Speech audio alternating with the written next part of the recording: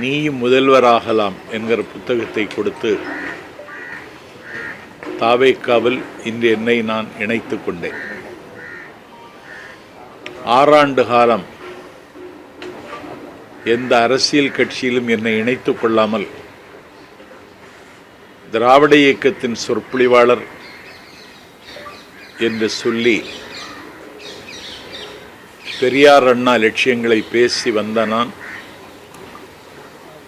இன்றைக்கு தாவேக்காவில் இணைத்து கொண்டு நாடு முழுக்க தாவேக்காவினுடைய ஒரு பிரச்சாரகனாக பவனி வர தம்பி விஜய் என்னை அனுமதித்திருக்கிறார்.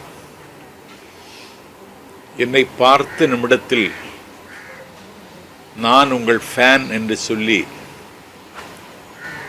அவர் சொன்ன நிமிடத்தில் நான் மெய்சிலிர்த்து போனேன்.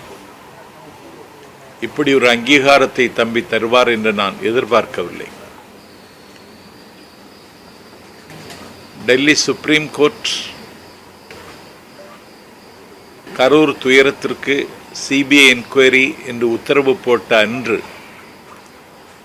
குமுதம் இணையதளத்திற்கு அலைபேசி வாயிலாக இது தாவேக்காவிற்கு கிடைத்த வெற்றி, கையெறு நிலையில் கைவிடப்பட்டு கை பிசைந்து கண்ணீரோடும் கவலையோடும் இருக்கின்ற தாவேக்கா அடுத்த அடியை எப்படி எடுத்து வைப்பது என்று யோசித்து கொண்டிருக்கிற நிலையில் உச்சநீதிமன்றம் தாவேக்காவுக்கு ஒரு புதிய வாசலை திறந்து வைத்திருக்கிறது என்று நான் தமிழுக்கு சொன்னேன்.